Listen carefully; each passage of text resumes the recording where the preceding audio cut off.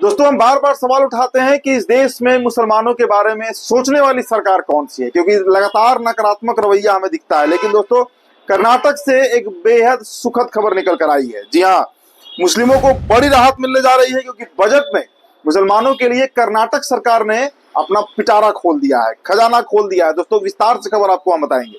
इसके अलावा दोस्तों, नमाज पढ़ने पर जिला अधिकारी साहब, जी हाँ आयुक्त साहब, डिस्ट्रिक्ट मजिस्ट्रेट, अब वो रोक लगा रहे हैं। ये खबर भी आपको हम बताएंगे। इसके अलावा दोस्तों देखिए, संभल में जो हिंसा हुआ था, आपको याद होगा, जो बड़ा इंसिडेंट हुआ था, मारपीट हुई थी, तोड़फोड़ हुई थी। दोस्तों, उस हिंसा में जो पत्थर निकला था, देखिए उस पत्थर का इस्तेमाल उत्तर प्रदेश की पुलिस किस काम के लिए कर रही है, खबर जानकर आपके होश उड़ जाएंगे, होश पाख्ता हो जाएंगे। दोस्तों, मतलब इतनी गिरी हुई हरकत किसी राज्य की प्रशासन कर सकती है, इसकी हम कल्पना भी नहीं कर सकते हैं। इसके अलावा दोस्तों, संभल सीओ ने जो विवादित बयान दिया था, हालांकि वो तो कई बयान दे चुके हैं। देखिए, इस पर उत्तर प्रदेश के जो डीजीपी है, वो सख्त इस पर आपत्ति उन्होंने जताया है। हो सकता है कि सीओ साहब पर, जो बजरंगबली बनते घूमते हैं, गदा लेकर और भजन कीर्तन करते रहते हैं, उन पर कार्रवाई भी हो। उम्मीद कम है, लेकिन शायद कार्रवाई हो जाए। इसके अलावा दोस्तों, टीवी के प्रमुख और एक्टर विजय जो है, उन्होंने तमिलनाडु में बाजाबते इफ्तार पार्टी का आयोजन किया। जी हाँ, वो तस्वीर भी आपको हम दिखाएंगे दोस्तों। लेकिन सबसे पहले खबरों की शुरुआत करें, उससे पहले आपका हम स्वागत कर रहे हैं द लाइव टीवी में। मेरा नाम उदित तारण है। द लाइव टीवी, सच सबसे आगे। चलिए खबर की शुरुआत करते हैं। कर्नाटक में दोस्तों बजट पेश किया गया, और बजट मतलब खजाना जो है उसे खोल दिया गया मुसलमानों के लिए। देखिए दोस्तों, पॉइंट बाय पॉइंट आपको हम बताएंगे कि क्या क्या प्रावधान, नए नए नियम लाए जा रहे हैं। सबसे पहले देखिए, सिद्धरमैया ने बजट में मुस्लिमों के लिए खोला पिटारा। मुस्लिम लड़कियों के लिए 15 महिला कॉलेज खोले जाएंगे। सबसे पहली बात, सिर्फ मुस्लिम लड़कियों के लिए स्पेसिफिक तौर पर 15 कॉलेज खोले जाएंगे। इसके अलावा देखिए, जो अल्पसंख्यक परिवार होंगे, जो माइनॉरिटी फैमिलीज होते हैं, उनके परिवारों में शादी के लिए 50,000 रुपए की मदद दी जाएगी सरकार की तरफ से। मतलब वो गरीब अगर है और उसे अगर शादी लग रहा है, अल्पसंख्यक है, तो राज्य सरकार जो है, यानी कर्नाटक गवर्नमेंट जो है, वो 50,000 रुपए की मदद ये कांग्रेस की सरकार देने जा रही है। इसके अलावा दोस्तों, इमाम, जैन पुजारी, सिख ग्रंथियों को 6,000 सैलरी मिलेगी। देखिए, ये बहुत सकारात्मक पहल है।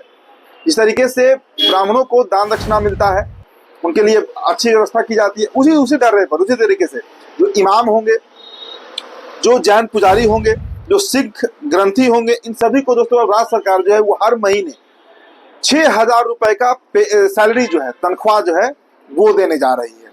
अगले जो प्रावधान है कि सहायक ग्रंथी, मस्जिदों के मुअज्जिनों को 5,000 रुपए मानदेय मिलेगा। जी हाँ, मतलब स्टाइपेंड मिलेगा, मानदेय इनको मिला जाएगा। इसके अलावा दोस्तों, 250 Maulana Azad model English school खोले जाएंगे। तो देखिए, ये सब जितने भी पहल किए जा रहे हैं सिद्धरमैया सरकार की तरफ से, ये स्वागत योग्य है। देखिए दोस्तों, लगातार जिस तरीके से इस देश में मुसलमानों के खिलाफ एक तरफा कार्रवाई हम बताते हैं, रोजाना खबर आपको बताते हैं, 365 दिन हमारा यही काम है, आपको हर उस कार्रवाई से अवगत कराना। लेकिन दोस्तों, जो अच्छी खबर है, जो सकारात्मक खबर है, किसी सरकार के द्वारा जो पहल किया गया है, सोचिए अगर इतने कॉलेजेस खुल जाएंगे सिर्फ मुस्लिम लड़कियों के लिए, स्कूल्स खुल जाएंगे, 50,000 रुपए का मदद मिलेगा शादी विवाह में, तो कितना फायदा होगा, कितना मदद मिलेगा। क्योंकि सबसे गरीब समुदाय भारत में मुसलमान ही है, और एक तरफ से लगातार उनको बहिष्कृत किया जा रहा है।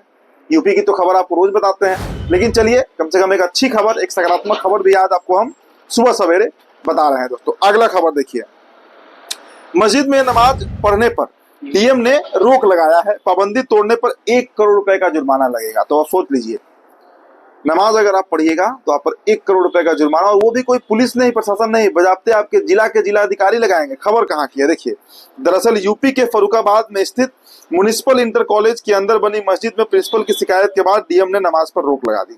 बोर्ड परीक्षा के दौरान स्कूल के प्रिंसिपल ने परेशानी की शिकायत डीएम से की थी। डीएम ने आदेश दिया कि परीक्षा में कोई भी परेशानी उत्पन्न हुई तो मस्जिद पर 1 करोड़ रुपए का जुर्माना लगाया जाएगा। वहीं मस्जिद पक्ष ने डीएम कार्यालय में ज्ञापन सौंपकर मस्जिद में नमाज और रमजान की तरावी की इजाजत मांगी है। उन्होंने परीक्षा के वक्त छोड़कर बाकी समय नमाज की इजाजत मांगी है। तो दोस्तों, आपको हम बयान सुनाना चाहेंगे कि कैसे जो मांग की जा रही है मुस्लिम पक्ष के द्वारा, वो क्या कुछ कह रहे हैं।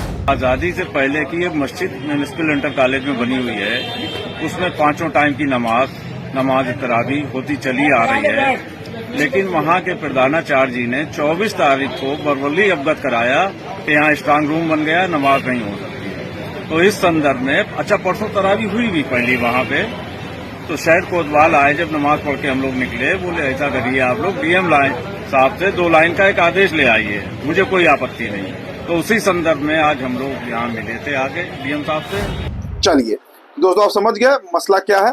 जैसा दोस्तों अगली खबर देखिए, संभल की खबर है। संभल में हिंसा हुआ, तोड़ फोड़ मचाई गई, कई घर ढहा दिए गए, कई मस्जिदों को भी तोड़ा गया है वहां पर। अब दोस्तों देखिए, संभल में हिंसा के पत्थरों से बनाई जा रही है नई पुलिस चौकियां। पुलिस चौकी का निर्माण बड़ा तेजी से उस इलाके में हो रहा है और उसमें जो पत्थर इस्तेमाल किया जा रहा है वो उस हिंसा का पत्थर है। दरअसल संभल हिंसा के 3 महीने बाद कई नई चौकियां और चेक पोस्ट बने हैं। संभल जिले में 38 स्थानों पर पुलिस चौकियां और अस्थायी चौकियों का निर्माण हो रहा है। संभल बहुत बदला, कारोबार प्रभावित हुआ, गांव देहात के लोग अब पहले की तरह खरीदारी करने शहर के अंदर नहीं आते, ऐसा खुद व्यापारी मानते हैं। तो 24 नवंबर 2024 को जो हिंसा हुई थी, करीब 4 महीने अब बीतने को है, लेकिन जो वहां से पत्थर निकले थे, मतलब सोचिए इतनी शर्मनाक हरकत, इतनी गिरी हुई हरकत दोस्तों, क्या आप कल्पना कर सकते हैं? वो ही प्रशासन करेगी, सरकारी तंत्र करेगी, मतलब सरकार में बैठे हुए जो लोग हैं वो करेंगे, क्योंकि इसी तरीके की का जो करतूत है वो निकल कर सामने आया है। दोस्तों अगली खबर आपको हम बताते हैं, संभल से ही जुड़ी हुई है। देखिए, दरअसल संभल में होली के नाम जो खबर चलाई जा रही थी, देखिए यूपी पुलिस के पूर्व डीजीपी विक्रम सिंह ने संभल के अनुज चौधरी के होली वाले बयान पर सख्त टिप्पणी करते हुए पुलिस विभाग द्वारा दंडात्मक कार्रवाई की मांग की है। उन्होंने स्पष्ट कहा कि पुलिस अधिकारी का ऐसा बयान बिल्कुल भी उचित नहीं है जो उसके किसी धर्म के प्रति खास पक्ष को उजागर करता हो। पूर्व डीजीपी रहे हैं और दोस्तों इन्होंने जो बातें कही है नेशनल टेलीविजन पर वो आपको हम सुनाना चाहेंगे। ये वीडियो देखिए आप। पुलिस अधिकारी हो या कोई अधिकारी हो, अपनी बात संतुलित, परिमार्जित और सबको साथ लेके चलने वाली हो सकती है। अगर आप मरहम नहीं लगा सकते हैं तो बेहतर यह है कि मौन रहें। कोई भी बयान देने से पहले क्या आपको शासन ने अधिकृत किया है मीडिया से बात करने के लिए?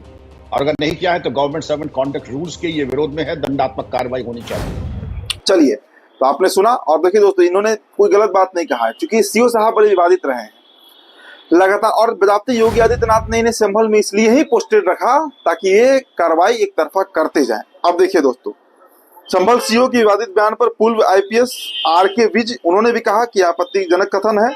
पुलिस का कर्तव्य कानून व्यवस्था बनाए रखना है, ना कि लोगों को घरों में कैद रहने की सलाह देना। भेदभाव से ग्रसित अधिकारी को ऐसा ड्यूटी से पृथक रखना बेहतर होगा, मतलब इन्हें ड्यूटी से निकाल दिया जाना चाहिए। इसकी पैरोकारी पूर्व आईपीएस अधिकारी आरके विज कर रहे हैं। उन्होंने कहा कि भाई कानून के साथ ये तो खेल हो रहा है, ये तो मजाक चल रहा है, आप एक धर्म विशेष को इस तरह से प्रताड़ित कर रहे हैं। इससे अच्छा है कि आप अपना वर्दी उतारिए और घर पर आराम कीजिए।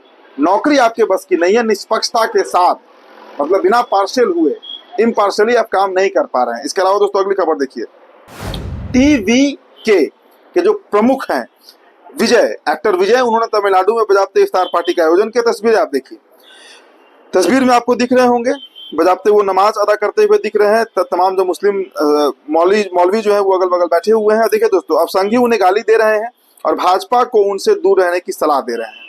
आप कोई बताए इन संघी को कि नीतीश कुमार और चंद्रबाबू नायडू भी इफ्तार पार्टी में भाग लेते हैं, इन्हें गाली देने की हिम्मत है। देखिए दोस्तों, ये रमजान का महीना चल रहा है और हम लगातार 5-7 सालों से जो स्टोरीज करते हैं, इस महीने में इफ्तार पार्टी तमाम पार्टियों के द्वारा बीजेपी भी करती है, भारतीय जनता पार्टी का भी कुछ इकाई है जहां पर इसका आयोजन होता है, लेकिन संघ को इससे नफरत है। और नीतीश कुमार तो करते ही है, चंद्रबाबू नायडू तो करते ही है। तो क्या भारतीय जनता पार्टी को नीतीश कुमार और चंद्रबाबू नायडू के साथ छोड़ देना चाहिए? चिराग पासवान भी करते हैं बिहार में, कई ऐसी रीजनल पार्टीज हैं, क्षेत्रीय पार्टी हैं जो इसका आयोजन करती हैं। लेकिन चूंकि टीवीके के प्रमुख और एक्टर विजय का सीन अभी ही दिख गया, दृश्य अभी ही दिख गया, तो इन पर आरएसएस जो है वो अब हमला करना शुरू कर चुकी है, क्योंकि इस तरह की तस्वीर उन्हें बर्दाश्त कैसे होगी। दोस्तों अगली खबर देखिए, चुनाव आयोग से जुड़ी हुई है। चुनाव आयोग ने कुछ तो माना कि वोटर लिस्टों में गड़बड़ी है। अब तक तो मानते ही नहीं थे, लेकिन कहते थे ना कि अर्ध सत्य झूठ से ज्यादा खतरनाक होता है। देखिए दोस्तों, खबर देखिए, ऑल इंडिया कांग्रेस कमेटी ने एक पत्र जारी किया है जिसमें उसने साफ तरीके से बताया है कि निर्वाचन आयोग भी इस बात को मान रही है कि कई ऐसे विधानसभा हैं जहां पर वोटों की हेराफेरी होती है। बंगाल के 11 विधानसभाओं में 25,000 वोटर ऐसे पाए गए हैं जो सभी विधानसभा में वोट कर सकते हैं। ये बहुत बड़ा स्कैम है, अपने आप में एक बहुत बड़ा घोटाला है। और अब दोस्तों मतलब इसका खुलासा जब से हुआ है तब से निर्वाचन आयोग भी इस बात को मानने पर मतलब मजबूर हो गई है। चलिए दोस्तों, आपको अब अगली खबर दिखाते हैं। केरल की तस्वीर है, खूबसूरत तस्वीर है। देखिए, दक्षिण भारत बड़ा निष्पक्ष, बहुत धर्म, मतलब सही में अगर सेकुलरिज्म कहीं है तो दक्षिण भारत में ही है। तस्वीर देखिए जरा आप। केरल के कासरगोड में मंदिर के पुजारियों ने मुसलमानों के लिए आयोजित की इफ्तार पार्टी। क्या इस तरह के दृश्य हम कभी उत्तर भारत में कल्पना कर सकते हैं? मध्य प्रदेश में, उत्तर प्रदेश में, बिहार में, झारखंड में, राजस्थान में, गुजरात में, हिमाचल में, क्या हम कल्पना कर सकते हैं? असंभव। लेकिन दोस्तों देखिए, केरल इस देश का सबसे लिटरेट स्टेट है। 99% वहां पे लोग शिक्षित हैं, ग्रेजुएट हैं, पढ़े लिखे हैं। सबसे अधिक आईटी कंपनी है वहां पर, सब कुछ है वहां पर। वहां के सरकारी विद्यालय उत्तर भारत के प्राइवेट स्कूल्स को मात देते हैं, इतने डेवलप इंफ्रास्ट्रक्चर में। टीचर्स, फैकल्टी वहां इतने अच्छे हैं। शायद उसी का प्रभाव है कि वे लोग सच में धर्म से ऊपर शिक्षा को रखते हैं और सभी धर्मों का सम्मान करते हैं, क्योंकि इस तरह की तस्वीर उत्तर भारत से हम कल्पना नहीं कर सकते हैं। तो फिलहाल दोस्तों, इस रिपोर्ट में इतना ही। बहुत बहुत शुक्रिया। द लाइव टीवी, सच सबसे आगे।